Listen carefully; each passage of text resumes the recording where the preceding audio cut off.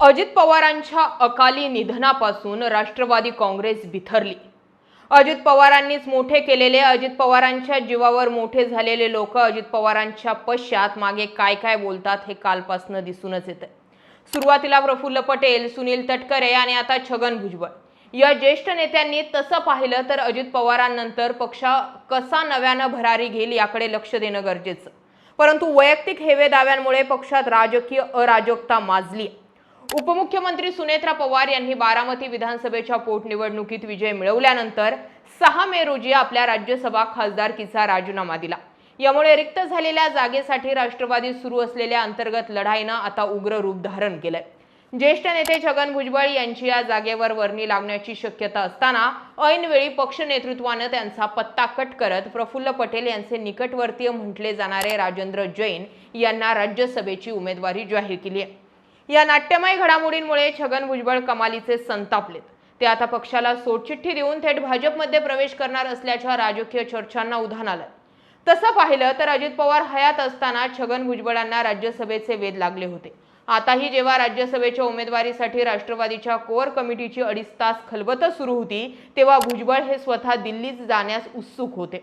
परंतु भुजबळांनी पक्षश्रेष्ठींसमोर आणि मित्रपक्ष म्हणून भाजप नेत्यांसमोर एक मोठी राजकीय अट ठेवली।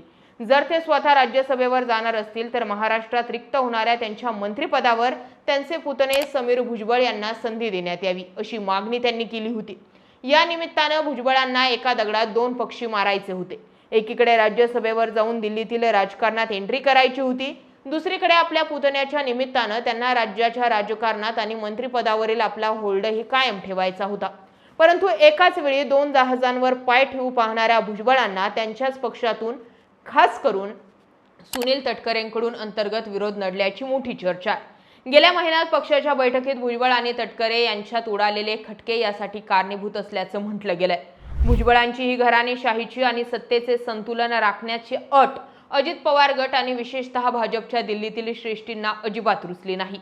भाजप नेतृत्वानं भुजबळांच्या या मागणीला स्पष्ट शब्दात रेड सिग्नल दाखवला। जेव्हा पक्षानं समीर भुजबळांच्या मंत्रिपदाची अट फेटाळली, तेव्हा संतापलेल्या छगन भुजबळांनी स्वतःही राज्यसभेची उमेदवारी स्वीकारण्यास नकार दिला। भुजबळांच्या या आक्रमक नकारानंतर मध्यरात्री घाईघाई सूत्र हलवून पक्षानं राजेंद्र जैन यांचं नाव पुढे केलं। हा भुजबळांसाठी राजकीय पातळीवर पक्षांतर्गत एक मोठा धक्का मानला जातोय। राष्ट्रवादी काँग्रेसमध्ये सध्या जुने विरुद्ध नवे असा एक छुपा संघर्ष सुरू आहे। अवघ्या काही दिवसांपूर्वीच पक्षाचे राष्ट्रीय सरचिटणीस आणि खासदार पार्थ पवार आणि छगन भुजबळ यांच्यात मंत्रालयात थेट शाब्दिक चकमक उडाली होती। अन्न व नागरी पुरवठा विभागाच्या वतीने अन्नधान्य पुरवठ्यासाठी ट्रान्सपोर्टचे कोट्यावधी रुपयांचे मोठे टेंडर काढण्यात आले होते। पार्थ पवार यांनी एका ठराविक ठेकेदाराला ते कंत्राट देण्याची शिफारस करत त्याला थेट भुजबळांकडे पाठवलं होतं। नियमांचे कारण देत भुजबळांनी त्या ठेकेदाराला काम देण्यास आणि टेंडरची फाईल मंजूर करण्यास स्पष्ट नकार दिला होता। यावरून पार्थ पवार आणि भुजबळांमध्ये चांगलाच वाद रंगल्याचं चित्र पाहायला मिळालं होतं। मी राजकारणात अनेक वर्ष घालवलीत, शरद पवारांसोबत काम केलंय, अजित पवारांसोबतही काम केलं, परंतु एवढ्या वर्षात कधी माझ्यावर दबाव आणून अमक्यालाच कंत्राट द्या असं कुणीही म्हटलं नव्हतं असं सुनावत भुजबळ यांनी थेट पार्थ पवारांनाच आव्हान दिलं होतं। त्याआधी देखील पक्षातील अनेक ध्येय धोरणांवरून भुजबळ विरुद्ध पार्थ पवार असा सामना बघायला मिळालाय। भुजबळांची पक्षात होत असलेली राजकीय कोंडी बघता ते लवकरच मोठा निर्णय घेणार असल्याची चर्चा आता रंगताना दिसते। छगन भुजबळ हे राष्ट्रवादी काँग्रेसमधील सर्वात जुने आणि मातब्बर ओबीसी चेहरा आहे, परंतु अजित पवार हयात असतानाही त्यांची अनेकदा कोंडी केली गेली होती। पक्ष स्थापनेपासून सिस्टीम आणि संघटना अजित पवारांच्या खिशात राहिली। भुजबळ हे उपमुख्यमंत्री आणि ज्येष्ठ मंत्री असूनही त्यांनी निर्णय प्रक्रियेत नेहमीच दुय्यम त्यांना स्थान दिलं गेलं। गेल्या लोकसभा निवडणुकीत भुजबळ नाशिकमधून निवडणूक लढवण्यास इच्छुक होते, मात्र अजित पवारांनी महायुतीच्या जागा वाटपात ती जागा शिंदे गटाला दिली होती। तेव्हाही भुजबळ कमालीचे नाराज असल्याची चर्चा होती। जेव्हा जेव्हा महाराष्ट्राच्या मंत्रिमंडळात किंवा सत्तेत भुजबळांना मोठं पद देण्याची वेळ आली, तेव्हा तेव्हा अजित पवारांनी आता नव्या लोकांना संधी दिली पाहिजे, ज्येष्ठांनी केंद्रात जावं असं म्हणत भुजबळांना बाजूला सारल्याचा इतिहास आहे। आताही तोच राजकीय पेच भुजबळांसमोर उभा राहिलाय। जहा नहीं चैना वहा नहीं रहना असं म्हणत अजित पवार असतानाच भुजबळांनी बंडाचा इशारा दिला होता।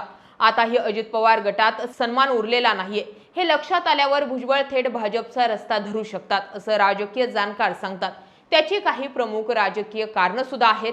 तेही पाहूयात. 1. ओबीसी चेहरा.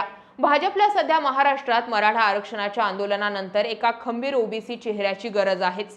भुजबळांनी सातत्यानं ओबीसी हक्कांसाठी आक्रमक भूमिका घेतली. भाजपमध्ये गेल्यास त्यांना थेट राष्ट्रीय पातळीवर किंवा राज्यात ओबीसींचा सर्वात मोठा नेता म्हणून प्रोजेक्ट केलं जाऊ शकतं. 2. अजित पवार गटाला शह देण्याची रणनीती.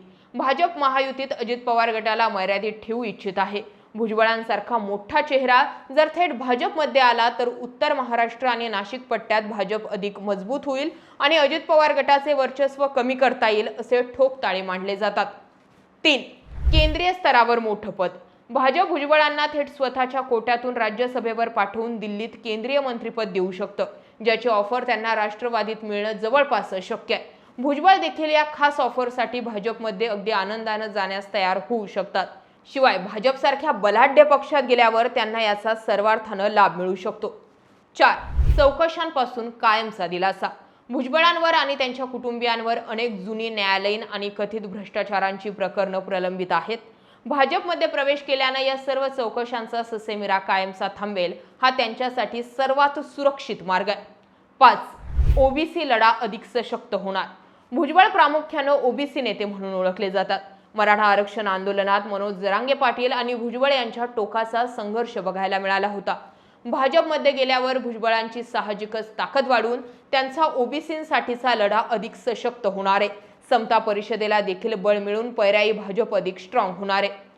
थोडक्यात राजेंद्र जैन यांना मिळालेली उमेदवारी हा केवळ एका जागेचा निर्णय नाही, तर तो छगन भुजबळांना राष्ट्रवादीतून बाहेर पडण्यासाठी प्रवृत्त करणारा शेवटचा धक्का ठरू शकतो.